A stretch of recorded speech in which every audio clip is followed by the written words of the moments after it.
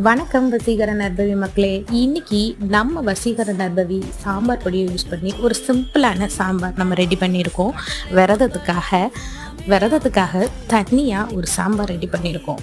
நம்ம வசீகர நர்பவி சாம்பார் பொடி நல்ல கலராகவும் ஆரோக்கியமானதும் எந்தவித கலப்படமும் இல்லாமல் அழகாக தக மின்ற மாதிரி சாம்பாரும், நம்ம வசீகர நர்பவி ஆம்லேட் பொடியை யூஸ் பண்ணி அப்படியே கத்திரிக்காய் பொரியலும் பார்க்கவே கண்ணுக்கு அற்புதமாக இருக்குது. பார்த்தீங்களா? கத்திரிக்காயை அப்படியே வேக விட்டு நம்ம ஆம்லேட் பொடி அப்படியே மேலே தூவி விட்டு தேங்காய் பூ போட்டு இறக்குறோம்னா அப்படி தேவாமிதமாக இருக்குங்க. அந்த மாதிரி ப்ராடக்ட்டுங்க நம்ம ப்ராடக்ட்டு. அப்புறம் அப்பளம் பொரிச்சிருக்கோம். இன்றைக்கி விரதத்தை கம்ப்ளீட் பண்ணிட்டோம். அப்புறம் என்னங்க யோசிச்சுட்டே இருக்கிறீங்க? வீடியோவை பார்த்துட்டு ஆர்டரை புக் பண்ணுங்கள்.